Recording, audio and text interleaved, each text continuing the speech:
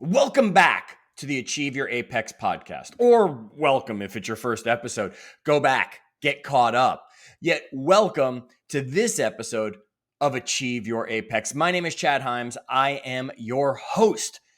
On the last episode, we started chapter 6 and talked about competition and cooperation and how one brings the other. They might be opposite ends of the spectrum, yet by using them both, we actually can end up in the middle of that field, moving ourselves forward. Yet in today's episode, what I want to do is go to one end of the spectrum. That's right. I want to focus on competition.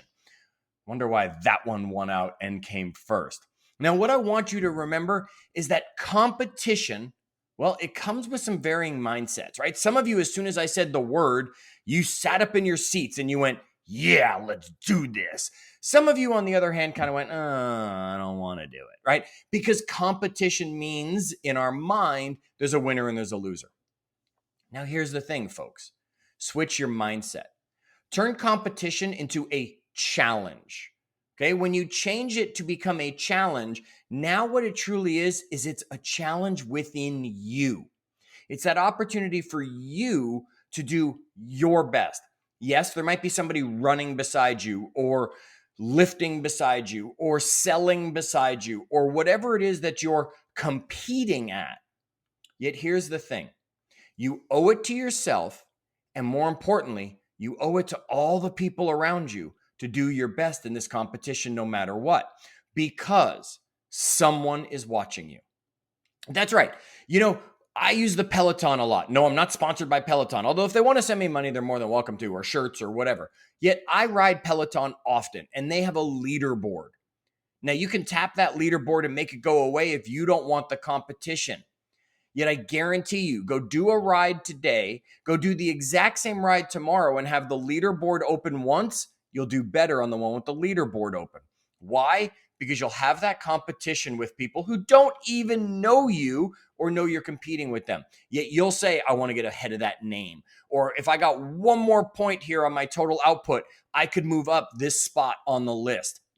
Competition brings out the best in you, yet it also brings out the best in others because others will be competing with you, whether you know it or not.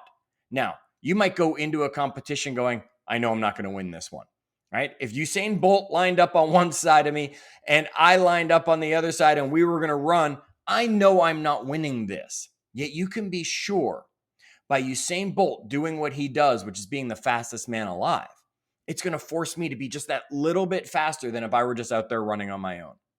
So I'm going to improve myself, even though I know I have no chance of catching him. Now, if he doesn't pay attention, I might try to tie his shoelaces together, right? Competition breeds success, whether you are the competitive person or not. Now, of course, if I talk Olympians, they're all competitive. Everybody wants that medal, right?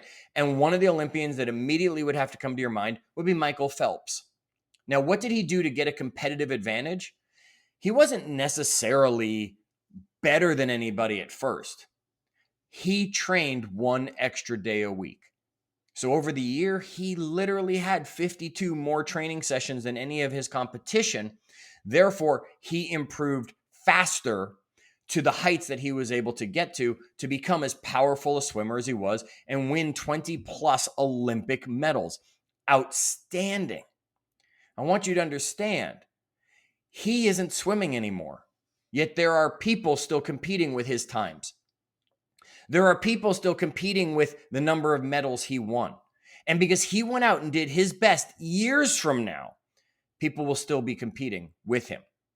Basketball players still compete with Michael Jordan or Kareem Abdul-Jabbar or whoever it would be. Baseball players, Babe Ruth is still someone that they're competing against all these years later. And you are the same way. There is someone you're competing with that doesn't even know who you are. You have thrown it out and said in whatever industry, whatever competition, I'm going to be the next Bobby Flay because I can cook like nobody else, right? Or I'm going to be the next whatever it is, and whoever it is, they don't even know you exist at this time, possibly. Yet them pushing themselves so far has now made you push yourself farther. And because of it, it's a win for everybody. Competition is a must for us to grow as a person. Stop shying away from competition. Change the mindset. Understand it's a challenge to do better. And understand, most importantly, somebody else is either coming after you right now, running ahead of you right now, figuratively speaking. So they're going faster knowing you're coming. They're behind you attempting to catch you, or years from now, they might still be chasing you. You owe it to all of them to set that bar high. Get out there and embrace competition. Until our next episode, keep climbing.